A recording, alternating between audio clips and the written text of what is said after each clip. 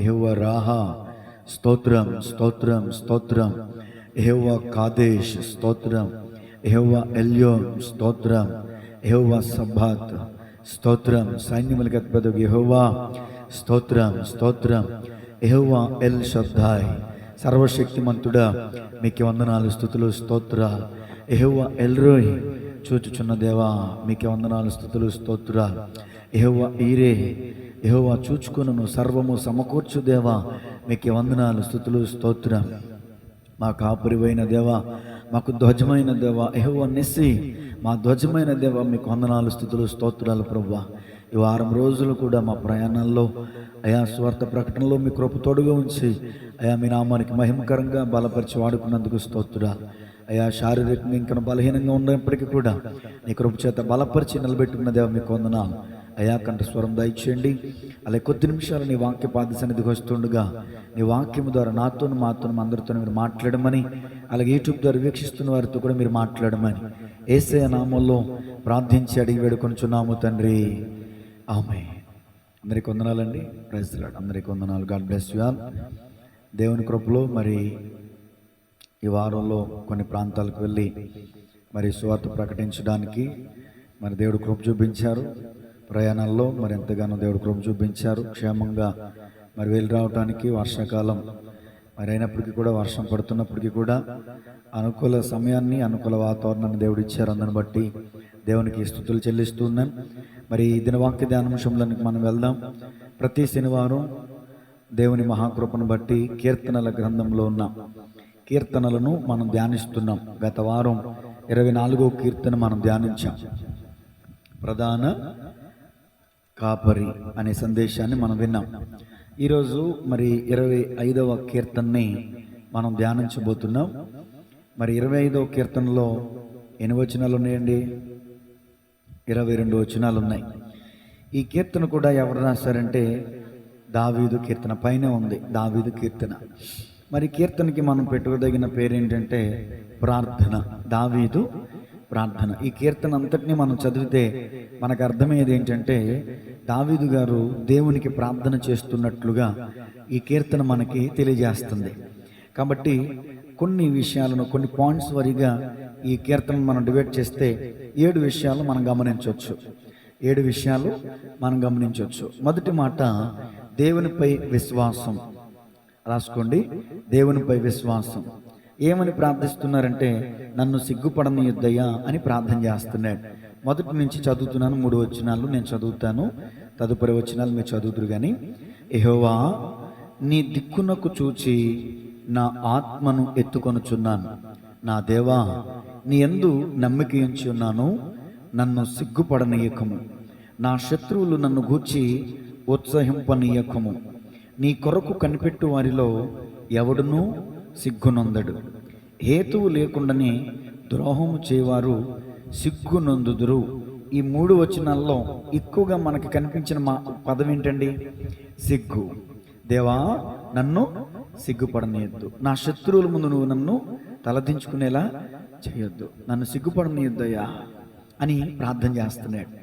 గమనించాలి, మనం ఎప్పుడైతే దేవుని యందు మనం పరిపూర్ణంగా విశ్వాసం ఉంచుతామో, దేవునిపై మనం ఉంచినటువంటి ఆ నమ్మకత్వాన్ని బట్టి, దేవుని పట్ల మనం కలిగి ఉన్న విశ్వాసతను బట్టి మనల్ని ఎప్పుడు కూడా తలదించుకునే ప్రయత్నం చేయడు. వాస్తవానికి ఈ వచనాలు కూడా నా కోసమే అనుకుంటున్నాను నేను. దేవునికి మహిమ కలుగునుగా.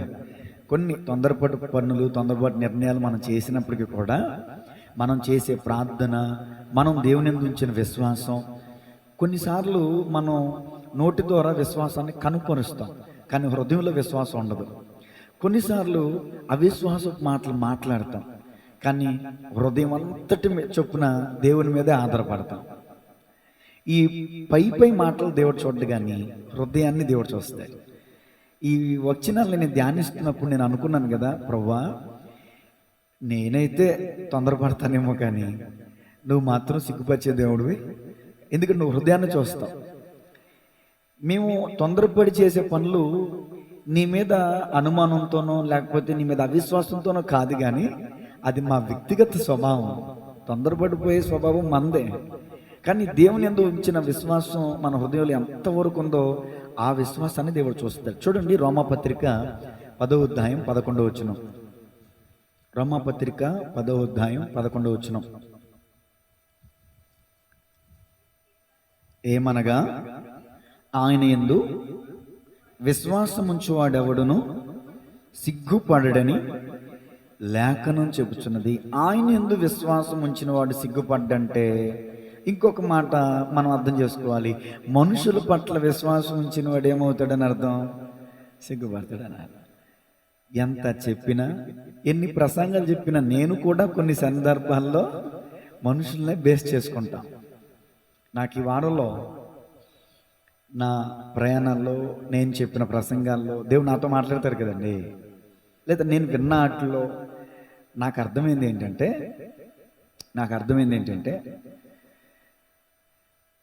ఏలియా గారు ఉన్నారు కదా, ఫస్ట్ ఆఫ్ ఆల్ ఏలియా గారిని దేవుడు ఏ విధంగా పోషించాడు? కాకులు ఉందారు, ఆ కాకులు తీసుకొస్తున్న రొట్టె, ఆ వాగు నీళ్ళు తాగుతున్నాడు. రొట్టె మాంసం తింటున్నాడు, వాగుల నీళ్లు తాగుతున్నాడు. నేనే అక్కడ ఉన్నాను అనుకోండి, ఇక చాలు ఈ లైఫ్కి. ఈ కాకులు తెచ్చే ఆహారంతో బతికివచ్చు, ఈ వాగు నీళ్ళతో బతికేవచ్చు అని నేను అనుకున్నాను అనుకోండి. దేవుడు ఏం చేస్తాడు తెలుసా? అరే పిచ్చోడా, వాటికి ఆజ్ఞాపించింది ఎవరు? నేను. కాబట్టి అవి గొప్ప కాదు. నేను అనుకుంటాను, ఏలియా గారు అలా అనుకోలేదు, కానీ నేను అనుకుంటాను కాకి మీద, ఆ వాగు మీద ఆధారపడితే పరిస్థితి ఏంటి అనేది నా అనుభవంలోంచి నేను తీసుకొస్తున్నా. పొరపాటున ఏలియా గారు మాత్రం అలా అనుకోలేదు, అలా అతిశయించలేదు. నా బోటోళ్ళు అలా అతిశయిస్తారు. దేవుడు ఏం చేశాడు తెలుసా? వాగు నీళ్ళు ఎండిపోయింది. ఇప్పుడేంటి పరిస్థితి?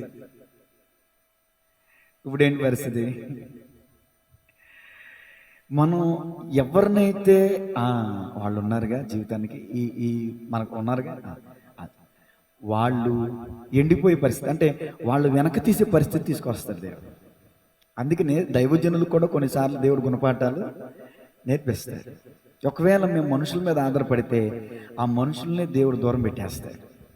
మేము ఆధారపడాల్సింది ఎవరి మీద? దేవుని మీద.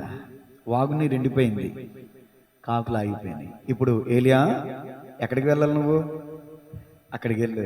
అక్కడ నేను ఒక విధవరాలికి ఆజ్ఞాపించా. దేవునికి మహిమ కలుగునుగా. కాబట్టి సృష్టి కూడా బ్రేక్ అవ్వచ్చు, మనుషులు కూడా బ్రేక్ అవ్వచ్చు, కానీ నిత్యము మనల్ని నడిపించే దేవుడు మనకుండగా అసలు మనకి తినడానికి తిండే కావచ్చు, తాగడానికి నీళ్ళే కావచ్చు, కట్టుకోవడానికి వస్త్రమే కావచ్చు, ఇవి బ్రేక్ అవ్వవు. దేవునికి స్తోత్రం కలుగునుగా. ఏమండి, పిచ్చకాకపోతే నయోమి గారు ఉన్నారండి, చుట్టూ కరువు వచ్చింది. ఆమె ఇంటికి కరువు వచ్చిందా? రాలా. మీరు ఎలా చెప్పొచ్చండి, ప్రాంతం అంతా కరువు వస్తే ఆమె ఎందుకు రాదండి అని మీరు నన్ను అడగొచ్చు. ఆమె చెప్పింది, నేను సమృద్ధి గలదాననే వెళ్ళి తిని రిక్తురాలుగా, నీకు సమృద్ధి ఉన్నప్పుడు ఎందుకు వెళ్ళా? అంతే కదండి. అసలు ఇప్పుడు ఏమీ తినటానికి లేదు, ఇక మనకు 5-6 రోజులు అయిపోయిన పొత్తోడుకున్నాం అంటే అప్పుడు కదా మనం బయటికి వెళ్ళాల్సింది, అప్పుడు కదా మనం మానవ ప్రయత్నాలు చేయాల్సింది. కాబట్టి మన మనుషుల యొక్క స్వభావం ఏంటంటే ఇక మనుషుల వైపే చూస్తూ ఉంటాం, కానీ దేవుడు అంటాడు నా వైపు చూడు. అసలు ఎంత అద్భుతమైన మాట ఏంటంటే, యెహోవా నీ దిక్కునకు చూచి నా ఆత్మను, అంటే పొరపాటున మనం మనుషులు దిక్కు, తూర్పు, పడమర, దక్షిణ, ఉత్తర, ఇటు ఏ దిక్కుకు చూసినా మనకి. అందుకని యేసన్న గారు కూడా ఈ పాట రాశారు, కొండల వైపు నా కన్నులైతే కొదువతో నేను కుమిలెదనా, కొదువతో నేను కుమిలెదనా, నీవు నాకుండగా, నీవే నాండగా, నీవు నాకుండగా,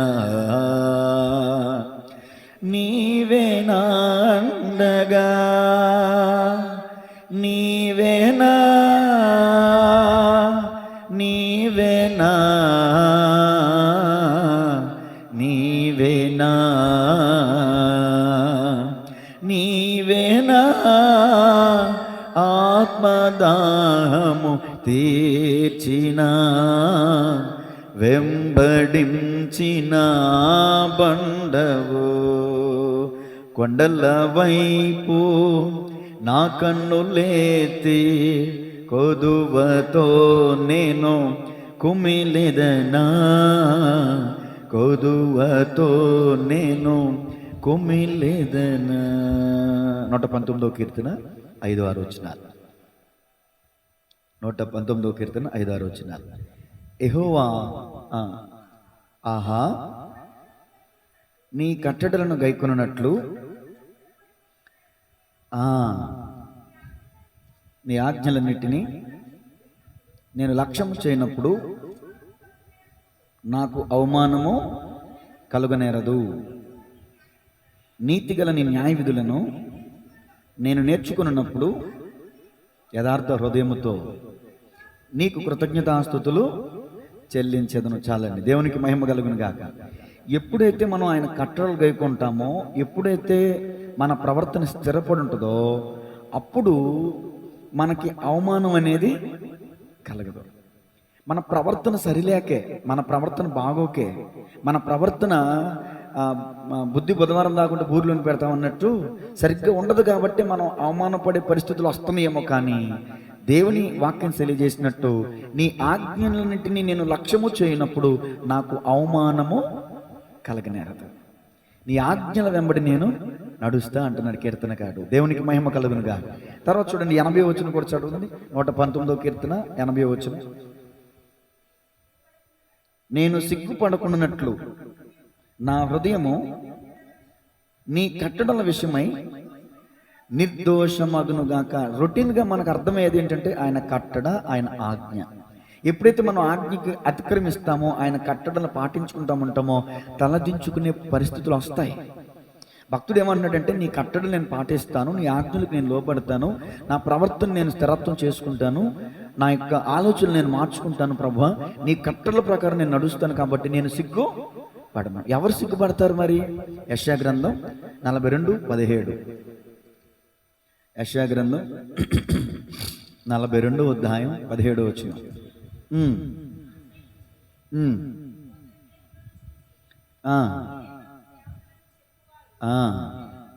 వెనకకు తొలగి కేవలం సిగ్గుపడుచున్నారు. వినుడి. చాలండి, ఒక మాట చాలు. అసలు వేటివై మనం చాలా మంది ఈరోజు ఇజ్రాయేలు ప్రజలు చూస్తే వాళ్ళు మానక పాపం చేస్తూ వచ్చారు రొటీన్గా. అంతే కదండి. ఇజ్రాయేలీల రాజైన యెరోబాము చేసిన పాపక్రియలను వారు విడువక. ఇదే మాట ఎన్నిసార్లు చూస్తాం రాజుల వర్తమానాలు మనం ధ్యానం చేశాం. ఏంటంటే వాళ్ళు చేసిన పని ఏంటంటే, యెరోబాము ఏ దూడ బొమ్మలను అయితే నిలబెట్టాడో వాటిని వెంబడించటం, వాటిని అనుసరించటం, వాటి వైపు చూడటం. పాత విగ్రహముల తట్టు, చిక్కిన విగ్రహముల తట్టు, వాటి వైపు చూసేవారంటండి సిగ్గుపడతారంట. సిగ్గుపడే రోజు వస్తుందంట. మీరే మాకు దేవతలని చెప్పువారు వెనుకకు తొలగి సిగ్గుపడుచున్నారు. తొలగిపోతారు ఏదో ఒక రోజున. అర్థమవుతుందండి. జీవము కలిగిన దేవుని తట్టు కాకుండా, ఆయన దిక్కును కాకుండా వాళ్ళ దిక్కు మార్చుకుంటే, అంటే విగ్రహాల వైపు వాళ్ళ దిక్కు మార్చుకుంటే, వాటి తట్టు వాళ్ళు చూస్తే తొలగిపోయే రోజు వస్తుంది, సిగ్గుపడే రోజు వస్తుంది. అలా సిగ్గుపడ్డారు ఇజ్రాయేలు ప్రజలు చాలాసార్లు. అయినా కూడా వాళ్ళకి జ్ఞానం రాలా, అయినా కూడా వాళ్ళకి గ్రహింపు రాలా. 44వ అధ్యాయం 11వ వచనం కూడా చదవండి. యెషయా గ్రంథం 44:11. యెషయా గ్రంథం. ఇదిగో దాన్ని పూజించి వారందరూ సిగ్గుపడుదురు. ఆ శిల్పకారులు అంటే వాటిని చేసినటువంటి శిల్పకారులు నరమాత్రులే కదా.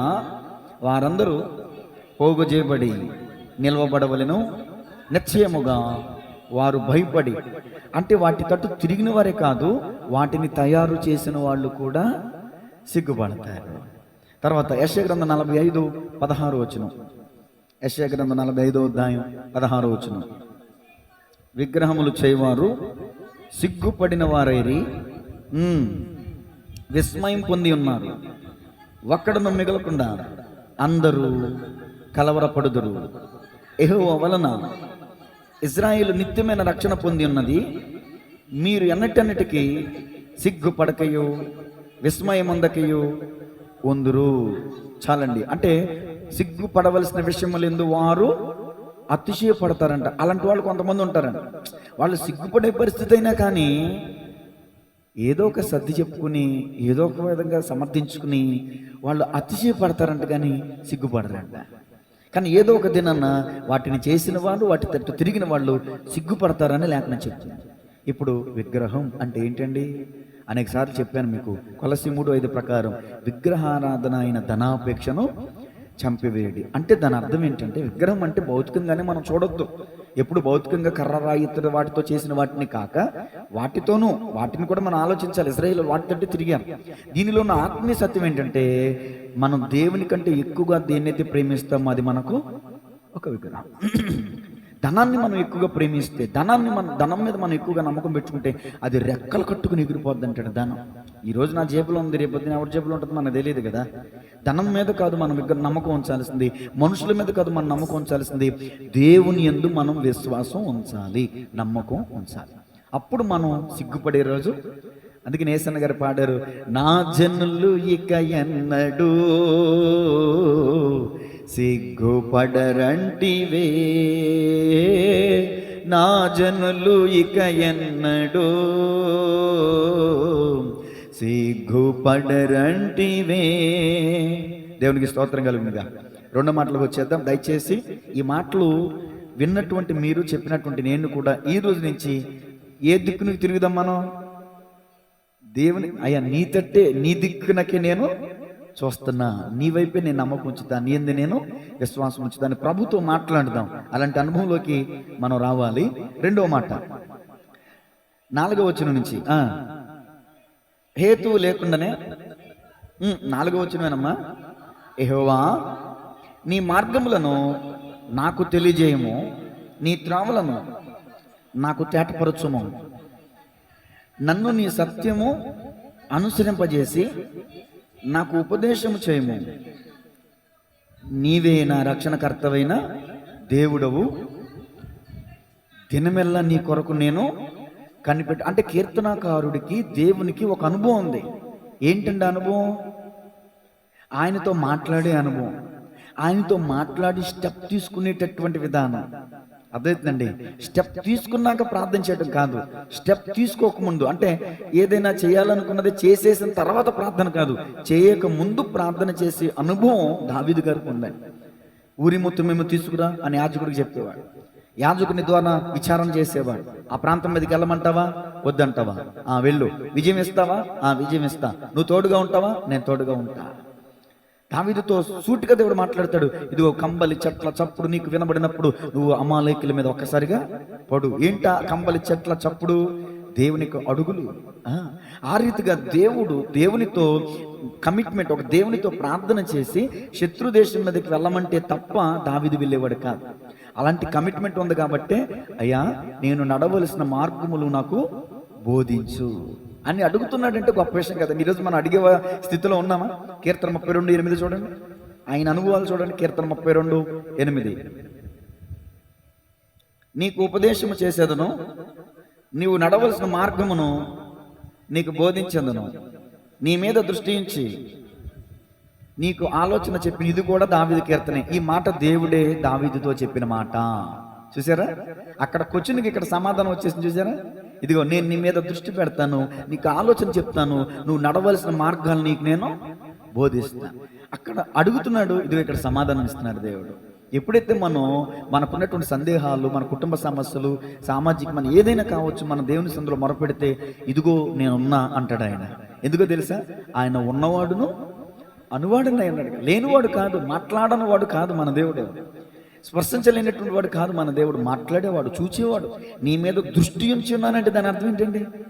నేను నీ మీద నేను కనిపెడుతున్నా. అక్కడేమో నీ దినమెల్ల నీ కొరకు కనిపెడుతున్నాను అంటున్నాడు. తిరిగి దేవుడు ఏం చెప్తున్నాడు? నేను ఎప్పుడు నీ మీద దృష్టి, ఎవరైతే ఆయన పట్ల ఆయన ఎందుకు కనిపెట్టుకుని ఉంటారో ఆయన పట్ల ఆయన చూపు ఎప్పుడు ఉంటుందండి. మరొక మాట ఉంటుంది కదా, లోక సంచారం చేస్తుంది ఆయన కనుదృష్టి. ఎవరి మీద? నీతిమంతుల మీద, యథార్థవంతుల మీద అంటండి ఆయన కనుదృష్టి లోక సంచారం చేస్తుందండి. ఏంటండి యథార్థత? దేవుని నమ్మటమే యథార్థత, దేవుని యందు విశ్వాసం కలిగి ఉండటే యథార్థత. మార్కు 71వ కీర్తన 17వ వచనం. 71వ కీర్తన 17వ వచనం. దేవా అద్దుకు నేను చెప్పింది మీకు ముందు. దావీదు గారికి చిన్నప్పటి నుంచి ఉన్న అనుభవం ఏంటంటే దేవునితో మాట్లాడే అనుభవం. చదవమ్మా. దేవా, బాల్యము నుండి నీవు నాకు బోధించుచూ వచ్చితివి, ఇంతవరకు నీ ఆశ్చర్య కార్యములు నేను తెలుపుచునే. ఏమండి, దావీదు గారి దాకా కాదు, మీకు మీ జీవితంలో ఉందా లేదా అనుభవం?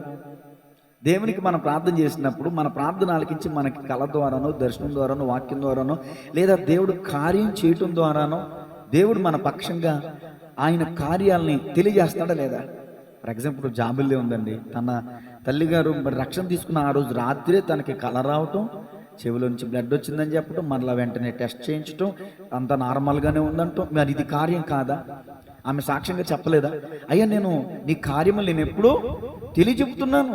మరి ఎవరైతే దేవునితో మాట్లాడే అనుభవం కలిగి ఉంటారో వాళ్ళ జీవితంలో దేవుడు గొప్ప ఘనమైన కార్యాలు చేస్తాయి. దేవునికి స్తోత్రం కలుగునుగా. చూడండి, మార్కు సువార్త 6:34. మార్కు సువార్త 6వ అధ్యాయం 34వ వచనం. గనుక యేసు వచ్చి ఆ గొప్ప సమూహమును చూచి, వారు కాపరి లేని గొర్రెల వలె ఉన్నందున వారి మీద కనికరపడి వారికి అనేక సంగతులను బోధింపసాగెను. దేవునికి మహిమ కలుగును గాక. యేసుక్రీస్తు ప్రభులు వారు చక్కగా అక్కడ ఉన్నటువంటి కాపరి లేని గొర్రెలు చూసి కనికరపడ్డాడంటే, ఈ రోజున ఆయన స్వభావం ఇక్కడ తెలియజేయబడుతుంది. కనికరపడే దేవుడు మన మీద కనికరపడి, గొర్రెలు వంటి స్వభావంలో కాపరి లేకపోతే ఎంత బాధాకరమైన పరిస్థితులు ఆ గొర్రెలు ఉంటాయి ఒకసారి మనం ఆలోచించాం.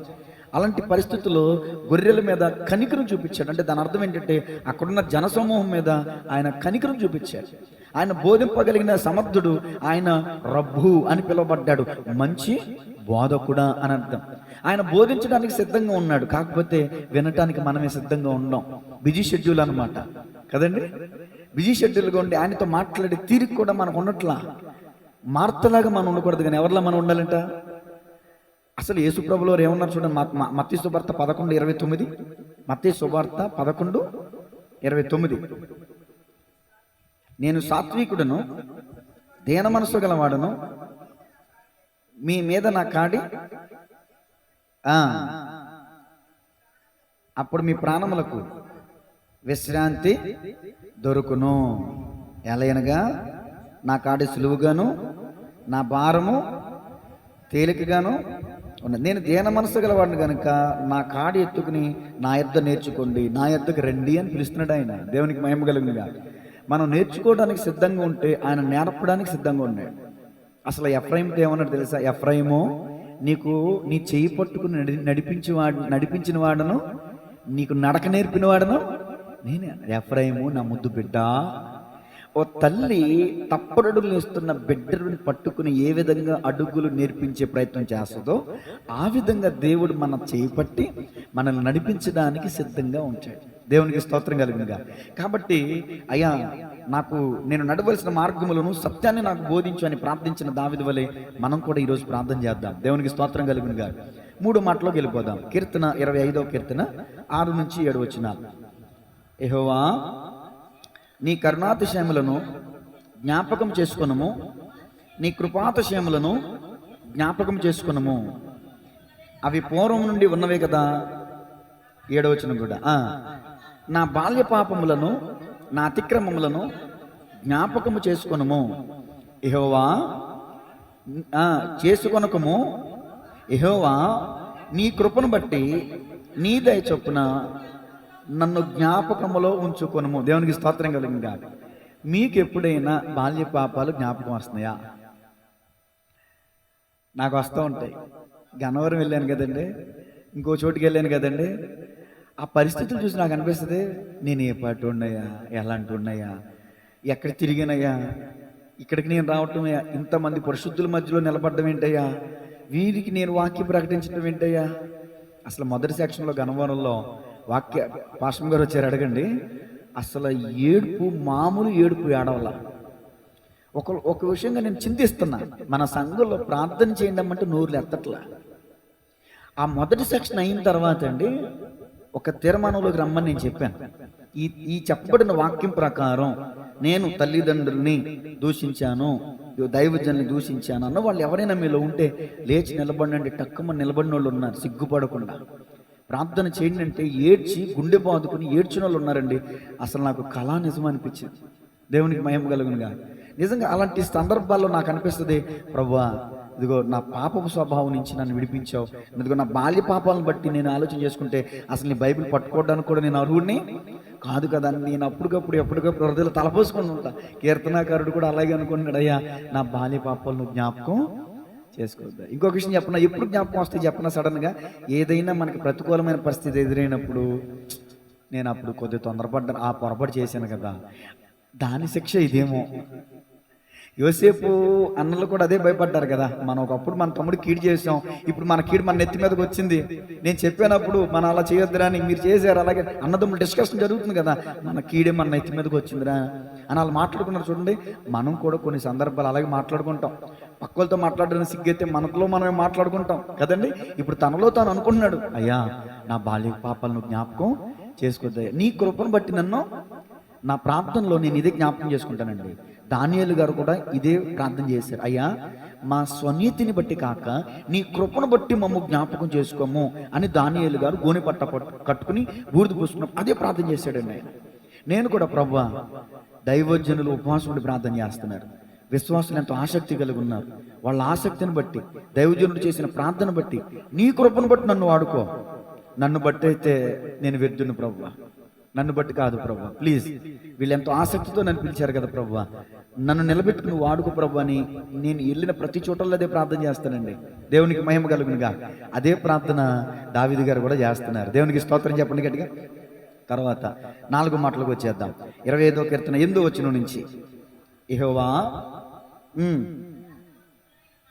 యెహోవా ఉత్తముడును యథార్థవంతుడునై ఉన్నాడు, కావున తన మార్గమును గురించి ఆయన పాపులకు ఉపదేశించును. ఇంతకు గమనించండి, యథార్థవంతులకే కాదంట, ఎవరికంటండి? పాపులకు కూడా ఆయన ఉపదేశాన్ని. పాపులు ఉన్న వాళ్ళ దగ్గరికి మనం వెళ్తామా? వాళ్ళని చూడడానికి ఇష్టపడతామా? వాళ్ళతో మాట్లాడడానికి ఇష్టపడతామా? ఇష్టపడను. చేదరించుకుంటాం, మనం ఎప్పుడు తప్పు చేయనట్టు, మనం ఎప్పుడు పొరపాటు చేయనట్టు. అసలు అందుకనే నేను నీతిమంతులను పిలువ రాలేదు కానీ పాపుల్నే పిలువచ్చుతున్నాను. ఆయన పాపాన్ని ప్రేమించలా, పాపిని ప్రేమించాడు. మనం కూడా ఒక వ్యక్తి పాపంలో ఉన్నాడంటే పాపిని ప్రేమించాలి, తనలో ఉన్న పాపాన్ని ద్వేషించాలి, వ్యక్తిని కాదు మనం ద్వేషించాల్సింది. మనం సహజంగా వ్యక్తిని ద్వేషిస్తాం, దూరపరుస్తూ ఉంటాం. వీలైతే వాళ్ళతో కూడా మనం సంప్రదించాలి, అయ్యా నీకున్నటువంటి ఈ అలవాటు వల్ల నీకు కలిసి వచ్చింది ఏంటి, నీకు ఒరిగింది ఏంటి, నీ ఆరోగ్యం పాడైపోతుంది కదా, దేవుడు నిన్ను ప్రేమిస్తున్నాడు. నిన్న మన్నా చర్చిలోకి వెళ్ళాం కదండి, మన్నా చర్చిలోకి వెళ్ళి కూర్చున్నాను, తమ్ముడు నా పక్కన కూర్చున్నారు, ప్రార్థన చేసుకుంటున్నాను. నా పక్కన ఇంకో బ్రదర్ వచ్చి కూర్చుని, నాకు తెలీదు, వెంటనే నవ్వుతూ బ్రదర్ ప్రైజ్ లార్డ్, యేసయ్య నిన్ను ప్రేమిస్తున్నాడు అనగానే కొంగుతున్నట్టయిందండి. కొంచెం నేను ఎలా ఉన్నానంటే, ఈ ప్రయాణాల్లో నిన్న అంతకుముందు రోజు 3 మెసేజ్లు ఇచ్చి ఒళ్ళు నలిగిపోయి అసలు ఈ కండరాల నొప్పులండి. మరి 3 మెసేజ్లు అంటే 3 రోజులు 6 గంటలు నిలబడి మాట్లాడి కండరాల నొప్పులు, గొంతుకు రావట్లా, నీరసంలో కొంచెం బలహీనంగా ఉన్నానేమో, లాగిపెట్టి ఒకటి కొట్టినట్టు అనిపించింది. యేసయ్య మేము నవ్వుతూ చెప్పాడండి, యేసయ్య నేను ప్రేమిస్తున్నాడు బ్రదర్ అన్నాడండి. ఎంత సంతోషం వచ్చిందంటే, బాధ వచ్చింది, సంతోషం వచ్చింది. అంత ప్రేమగా మన విశ్వాసులు ఎప్పుడైనా మాట్లాడుకున్నారండి? అంత ప్రేమ. సిగ్గుపడ్డానండి నేను, రేపొద్దున చెప్తాను, గుర్తు చేయను భాషం గారు. అంత హ్యాపీగా, అంత సంతోషంగా మన పక్క వాళ్ళని పలకరించి యేసయ్య మిమ్మల్ని ప్రేమిస్తున్నాడని సేకరణిస్తే నా హృదయం ఉప్పొంగిపోయిందండి. కోట్ల రూపాయలు దొరికినంత సంతోషం వచ్చిందండి.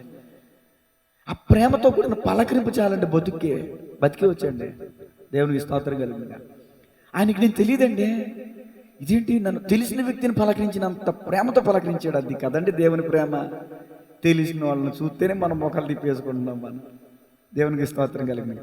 అసలు దేవుని మనసు అలాంటిది కాదు, తృణీకరించే వ్యక్తి కాదండి దేవుడు. దేవునికి స్తోత్రం కలిగిందిగా. చూడండి, అసలు ఇక్కడ రాయబడి ఉంది, యెహోవా ఉత్తముడు యథార్థవంతుడు. ఏంటి ఆయన యథార్థత, ఏంటి ఆయన ఉత్తమం అంటే, ఆయన తన మార్గాన్ని పాపులు కూడా ఉపదేశిస్తారు. మనమైతే దేవుడి తర్వాత దేవుడు అంతగా ఫీల్ అయిపోతాం, మనం అంత పరిశుద్ధులుగా ఫీల్ అయిపోతూ ఉంటాం. కాబట్టి గమనించాలి, దేవుని మంచితనాన్ని తెలియజేస్తున్నాడు ఇక్కడ కీర్తనకారుడు. 5వ మాటలకు వచ్చేయండి. 25వ కీర్తన 11వ వచనం చదువమ్మా. యెహోవా నా పాపము బహుఘోరమైనది. నీ నామమును బట్టి నేను దీనికి ఈ కీర్తనకి ఏమని టైటిల్ పెట్టానండి? దావీదు ప్రార్థన. ప్రార్థిస్తున్నప్పుడు మనం ఎవరి కోసం చేసినా, మన కోసం చేసినా ఆటోమేటిక్గా మన హృదయం మన పాపపు స్వభావాన్ని జ్ఞాపకం చేస్తూ ఉంటుంది. తను కీర్తనకారుడు మోకాళ్ళేసి ప్రార్థన చేస్తున్నాడేమో, తన ప్రార్థనలో ఏం గుర్తొచ్చిందో నాకు తెలియదు, కానీ ఆయన సడన్గా అంటున్నాడు, అయ్యా నా పాపము బహుఘోరమైనది, నీ నామమును బట్టి దానిని క్షమింపు. నిజంగా ప్రార్థనలో మనల్ని మనం సరి చేసుకునే ప్రయత్నం చేయాలి. ఎంతసేపు పరిసైడ్లాగా, ఈ శంకర్లాగా కాదు, ఈ వ్యభిచారిలాగా కాదు, ఈ దొంగలాగా కాదు. మనం ప్రార్థనలో వాళ్ళ పాపాలు వీళ్ళ పాపాలు జ్ఞాపకం చేసుకుంటాం, కానీ ఏనాడైనా మన పాపాలు జ్ఞాపకం చేసుకున్న దాఖలాలు ఉన్నాయా? దేవునికి స్తోత్రం కదండి. ఇప్పుడు నలుగురిలో సిగ్గుపడతాం అయితే ఒంటరిగా ఉన్నప్పుడు చేయాలిగా, వ్యక్తిగతంగా ఒంటరిగా ఉన్నప్పుడు చేసుకోవాలిగా. అప్పుడైనా ప్రభు నా పాపం బహుఘోరమైందయ్యా. ఎందుకంటే నేను చెప్పనండి, నా హృదయం ఎలాంటిదో నాకంటే ఎక్కువగా ఎవరికి తెలియదు. అంతే కదండి. అసలు వాక్యమే చెప్తుంది, హృదయము ఘోరమైన దాన్ని గ్రహింపగలిగిన వాడెవడు? నోటితో మంచిగా మాట్లాడతాం, కానీ హృదయంలో ఎలా తలుచుకుంటాం మీకేం తెలిసింది? పైకి అమ్మ అనొచ్చు, పైకి అక్క అనొచ్చు, పైకి చెల్లి అనొచ్చు, కానీ హృదయంలో ఎవరు ఎలా తలపోసుకుంటారు ఎవరికి తెలుస్తుంది?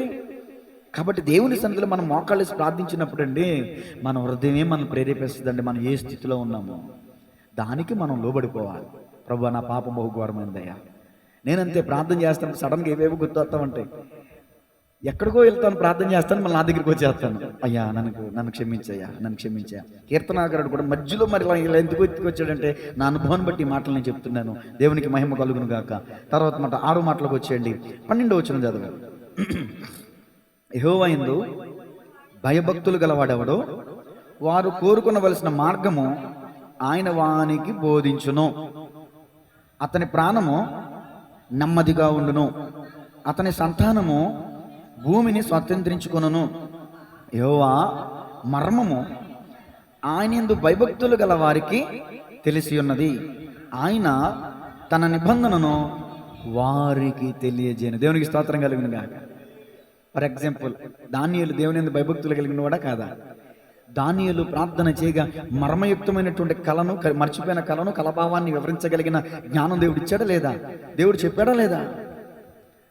తన యందు భయభక్తులు కలిగినటువంటి వారికి మాత్రమే యెహోవా యొక్క మర్మం, దేవుని యొక్క ఉనికి, దేవుని యొక్క లక్షణాలు, దేవుని యొక్క స్వభావం, దేవుని యొక్క మహోన్నతం ఆయన యందు భయభక్తులు కలిగిన వాళ్ళకే అర్థమైంది. మందిరానికి వచ్చిన వాళ్ళందరికీ అర్థం కాదు దేవుడు అంటే ఏంటో. దేవునికి స్తోత్రం కలిగినగా. కాబట్టి దేవుని గురించిన మర్మం మనకు తెలియాలంటే భయము కలిగి ఉండాలి, భక్తి కలిగి ఉండాలి. భయపడేవాడు పాపం చేయడు. యేసేపు భయపడ్డాడండి, పాపం చేశాడా? చేయలా. పాపాన్ని విడిచి పారిపోయాడు, అందుకనే హెచ్చించబడ్డాడు. ఈ రోజున మనం కూడా దేవునికి భయపడితే, భక్తి అంటే ప్రేమ, దేవుని ప్రేమించాలి, పొరుగుని ప్రేమించాలి. ఆయన భయభక్తులు కలిగిన వారు దీర్ఘాయుష్మంతులు అవుతారు. ఆయన భయభక్తులు కలిగి ఉంటే జ్ఞానానికి మూలం. అప్పుడు వాళ్ళు మాత్రమే కాదు, వాళ్ళ పిల్లలు కూడా సంతానాన్ని దేవుడు ఏం చేస్తాడంట? ఆశీర్వదిస్తాడంట. దేవునికి స్తోత్రం కలిగినగా. తర్వాత 16వ వచనం, 15వ వచనం చదవమ్మా. నేను నా కనుదృష్టిని ఎల్లప్పుడు, 22వ వచనం వరకు చదివేసుకుందాం. నా కనుదృష్టి ఎల్లప్పుడు యెహోవా వైపునకే తిరిగి ఉన్నది, ఆయన నా పాదములను వలలో నుండి విడిపించును. నేను ఏకాకిని. ఈ పదాన్ని నోట్ చేసుకోండి. నేను ఏకాకిని అనే మాట నోట్ చేసుకోండి. నేను ఏకాకిని. చిల్లుకి వెళ్ళిపోయినట్లయితే నేను ఏకాకిని, బాధపడువాడును. నా వైపు తిరిగి నన్ను కరుణింపుము. నా హృదయ వేదనలు అతి విస్తారములు, ఇక్కట్టులో నుండి నన్ను విడిపింపుము. నా బాధను, నా వేదనను కనుగొనుము. నా పాపములన్నింటినీ క్షమింపుము. నా శత్రువులను చూడుము, వారు అనేకులు. క్రూర ద్వేషంతో వారు నన్ను ద్వేషించుచున్నారు. నేను నీ శరణుజొచ్చి ఉన్నాను. స్టార్టింగ్లో సిగ్గుతోనే ప్రారంభమైంది, ముగింపులో కూడా సిగ్గుపడనీయుతోనే ముగిస్తున్నాడు. సిగ్గుపడనీయకము. నా ప్రాణమును కాపాడుము, నన్ను రక్షింపుము. నీ కొరకు నేను కనిపెట్టుచున్నాను. యథార్థతయు నిర్దోషత్వమును నన్ను సంరక్షించునుగాక. దేవా, వారి బాధలన్నిటిలో నుండి ఇశ్రాయేలీలను విమోచింపుము. దేవునికి స్తోత్రం కలిగినగాక. ఇక్కడ తన యొక్క బాధను ఎలా వ్యక్తపరుస్తున్నాడు అంటే, చుట్టూ శత్రువులు చుట్టుముట్టారయ్యా. ఒకవేళ నా పాపాన్ని బట్టి నాకు ఈ పరిస్థితి ఏమో అని ఒక పక్క ఆలోచిస్తూనే మళ్ళీ నా యథార్థత అంటున్నాడు. నా యథార్థతను బట్టి, నా నిర్దోషత్వం బట్టి నీవు నాకు కృప చూపించు అంటున్నాడు. కొన్నిసార్లు మనకి సతమతం అయిపోతూ ఉంటాం, బ్రెయిన్ కూడా పనిచేయదు సరిగ్గా మనకి. తన వ్యాధులను బట్టి తను ఏమంటున్నాడంటే, రాజ్యం ఉంది, బలగం ఉంది, పిల్లలు ఉన్నారు, అందరూ ఉన్నారు, కానీ ఏకాగ్ని అంటున్నాడు. నిజమే, ఈ మధ్యకాలంలో జఫనీ శాస్త్రి గారు కూడా ఈ మాట అన్నారు, మీరు నమ్మండి, మీరు బాధపడి మాట చెప్పానని సేవకులారా, సేవకుడు ఎప్పుడు ఒంటరోడే అని. మళ్ళీ ఇప్పుడు ఇక్కడ చూస్తాను నేను, ఆయన నోటి ద్వారా విన్నాను, మళ్ళీ వాక్యంలో దావీదు గారి ద్వారా విన్నాను. ఏలియా గారి కాలంలో, ఏలియా ఎక్కడున్నావు అంటే, నేను పలానా చోట ఉన్నాను, నేను ఒక్కడనే మిగిలి ఉన్నాను అంటాడు కదండి, అంటాడు కదా. ఏలియా వంటి గొప్ప మహానుభావుడు కూడా ఒకనొక సమయంలో ఒంటరితనాన్ని అనుభవించాడు.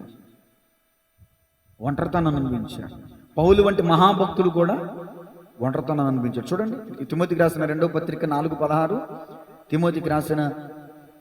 తిమోతికి రాసిన 2వ పత్రిక, ఈ వాక్యం నన్ను చాలా ఆదరించిందండి.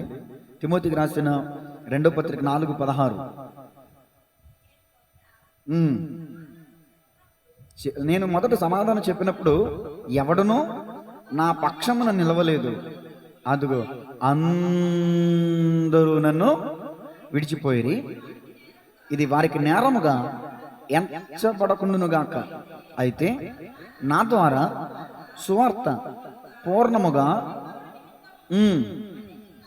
అన్యజనులందరూ దాని విని నిమిత్తమును, అబ్బా, ప్రభు నా పక్క నిలిచి నన్ను బలపరచను గనుక నేను సింహము నోట నుండి, అంటే అక్కడ దాని అర్థం సింహం అంటే అధికారి అయి ఉండొచ్చు, అర్థమవుతుందండి, అధికారము కలిగిన రోమ ప్రభుత్వం అయి ఉండొచ్చు. అందరూ వదిలేశారంటే పౌలు గారిని కూడా ఒకనొక సమయంలో. అసలు ఎన్ని పత్రికలు రాశారండి, ఎంత దేవుని దర్శనం పొందుకున్నవాడండి. అలాంటి మహానుభావులు, ఏలియా వంటి రోషం కలిగిన దైవజనుడు, ఏమండి, మరి దేవుని దర్శనం పొందుకున్నటువంటి పౌలు గారు, ఇక్కడ దేవుని బాల్యం నుంచి దేవునితో మాట్లాడే అనుభవం కలిగిన దావీదు గారు ఏకాకిని అన్నాడు. ఏలియా ఒంటరితనం చూసాం, పౌలు గారు ఒంటరితనం చూసాం. అందరూ విడిచి వెళ్ళిపోవచ్చు. ఆత్మీయుల ప్రేమ నిదురించిన అనే పదం షాలేం రాజు గారి పాటలో ఉంది, గమనించారా?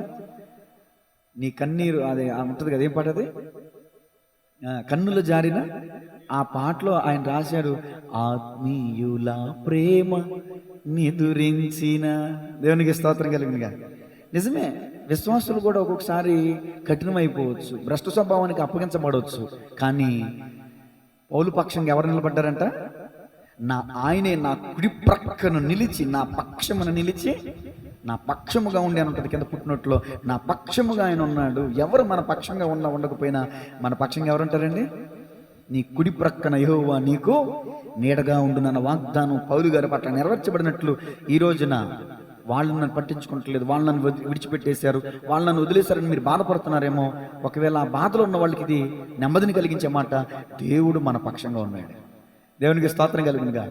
దేవుడు మనల్ని సిగ్గుపడనిచ్చే దేవుడు కాదు. ఎవరు సిగ్గుపడతారంటే, వాటి తట్టు తిరిగిన వాళ్ళు, వాటిని చేసిన వాళ్ళు ఖచ్చితంగా సిగ్గుపడతారు. మనం దేవుని తట్టుకే తిరుగున్నాం, ఆయన దిక్కునికే మనం చూస్తున్నాం. కాబట్టి ఒంటరిగా ఉన్నప్పటికీ కూడా ఆయన మనతో జంటగా ఉన్నాడనే విషయాన్ని ఈరోజు మీరు గమనించాలి, నేను కూడా గమనించాను. ఈ మాటను బేస్ చేసుకుని ఆదరణ పొందుకున్నాను. ఇంతవరకు చెప్పబడిన ఈ నా దేవుని మాటలు మనందరి హృదయాలు నీరు కట్టి ఫలించునుగాక. Amen. God bless you all. అందరికీ వందనాలు. ప్రార్థన చేద్దాం, తలలో ఉంచాలి.